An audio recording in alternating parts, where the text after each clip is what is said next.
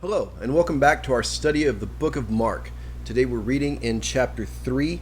We're looking at verses 7 through 16. And if you will allow me, I will read them to you from the NIV version. It says, Jesus withdrew with his disciples to the lake, and a large crowd from Galilee followed. When they heard all he was doing, many people came to him from Judea, Jerusalem, Idumea, and the regions across the Jordan and around Tyre and Sidon. Because of the crowd, he told his disciples to have a small boat ready for him to keep people from crowding him. For he had healed many, so that those with diseases were pushing forward to touch him. Whenever evil spirits saw him, they fell down before him and cried out, "You are the Son of God!" But he gave them strict orders not to tell who he was. Jesus went up on a mountainside and called to him those he wanted, and they came to him. He appointed 12, designating them apostles, that they might be with him and that he might send them out to preach and to have authority to drive out demons.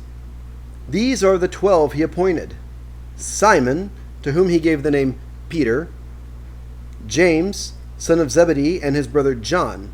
To them he gave the name Boanerges, which means sons of thunder; Andrew, Philip, Bartholomew, Matthew, Thomas, James, son of Alphaeus, Thaddeus, Simon the Zealot, and Judas Iscariot, who betrayed him. So what do we have going on in these two accounts? Well, we see that there's a large crowd of people following Jesus everywhere he goes.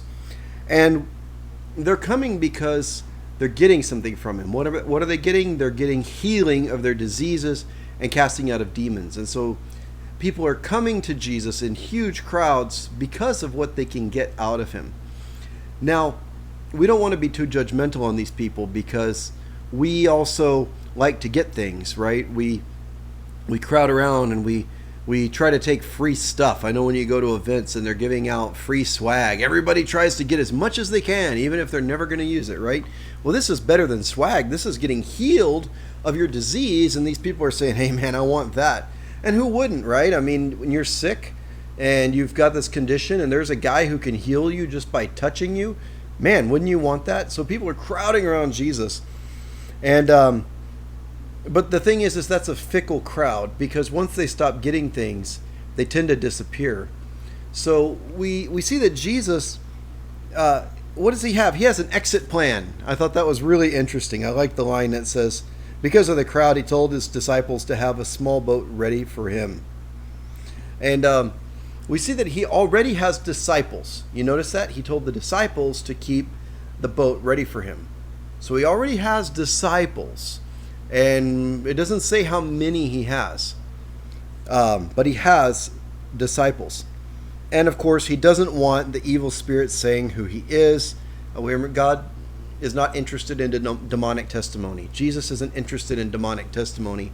And also, as I mentioned in another video, that probably to an ancient reader, they would think of the demons were trying to exercise control over Jesus by identifying him, but he does not allow them to do that. So we have crowds. Jesus has an exit plan. And like I said, crowds can be very fickle. And so Jesus is ready to get away from the crowd at any moment. Then we move on to the next section. It says, Jesus went up on a mountainside and called to him those he wanted, and they came to him.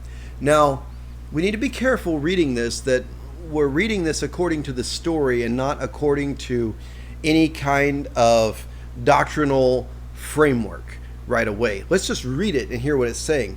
It said there's crowds of people around him. In the crowd, he has his disciples, but then he calls to him some people, the ones he wants to come with him. So the ones he's calling to him, he's not calling them for salvation. He's not saying, you're the ones who are going to be saved, because he doesn't even take all of his disciples. So it's not what it's about. No, he's taking them for a specific purpose. And what is that?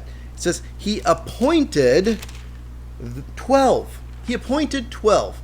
Right there we have a big thing. Appointed. When God appoints people, it's for a special purpose.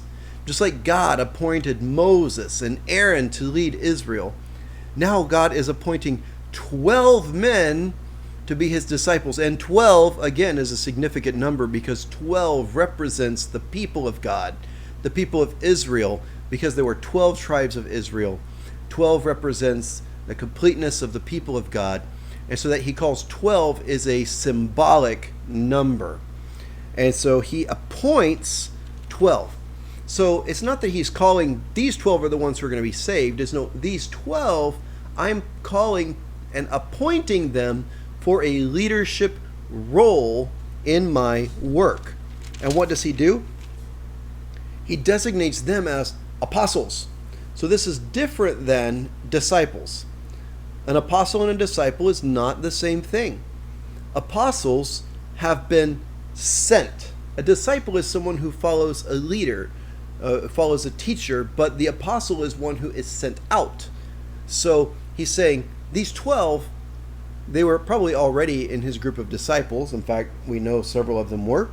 He says, these 12, I'm choosing not just to be disciples, but I'm going to invest in them in a special way, and I'm going to send them out for my purposes. And so what does he do? He designates them as apostles that they might be with him and that he might send them out. So they're going to get a special place of teaching with Jesus.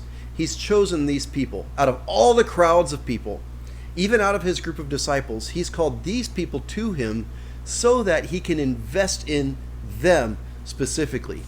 You see, the thing is, a good leader has to invest in a small group of other people that they're training so that they can multiply their ministry and send them out. And so Jesus, by investing in these guys full time, he's like putting them on the front burner. He's getting them ready. He's training them in a special way so that his work can be multiplied as he sends them out in his name. And he sends them out with the authority to preach and the authority to drive out demons. So these guys are doing what Jesus was doing. A good leader multiplies himself. A good leader has to focus on a few people. We think of leaders as people who can like speak to huge crowds. We see preachers on TV speaking to huge crowds, and there's nothing wrong with that. Jesus spoke to huge crowds. But from those crowds, he found people that he could invest in a very one-on-one way so that he could reproduce himself into them and multiply his ministry. And God still calls people into special service this way. And so it's not about for salvation. It's about calling people out to multiply his ministry. And if you think about it and you go on to the end of his ministry, all four of the Gospels have some version of the Great Commission where he now sends all his disciples. He's like, I've trained these guys, but I'm now sending all of you out to do what I've done. And so maybe if you're a leader, I'm going to assume probably someone at some point took you under their wing and taught you and trained you. And now you've been sent out. It's your job from among the crowds to identify some people that you are going to bring in and invest in them so that they can be sent out. And that's how the ministry multiplies. That's how the church grows. And by repeating this process over and over and over again, as his disciples made more disciples and made more disciples, the church multiplied across the entire world. And we see these 12. You think it's kind of interesting, right? Because three have nicknames. Simon has a nickname. James and John have nicknames. Seems like he had a very personal relationship with these guys even beforehand. And then Judas, who betrays him. You know, when you invest in people, even Jesus got betrayed by one of the guys he gave the best to and invested in. So if it happened to Jesus, don't be surprised when it happens to you. But Jesus knew what was going to happen, and he knew that it was worth the effort to invest in these guys. So what are we seeing here? We're seeing a pattern of Jesus, of how he multiplied leadership. Yes, he spoke to crowds. Yes, he did good for the crowds, but he focused his work among these 12 men. And with these people, he was able to launch them out and change the world. So who are you focusing on? Have you chosen them like Jesus did? And are you investing yourself in them and reproducing your ministry? Those are our thoughts for today's passages. God bless you. Have a great week.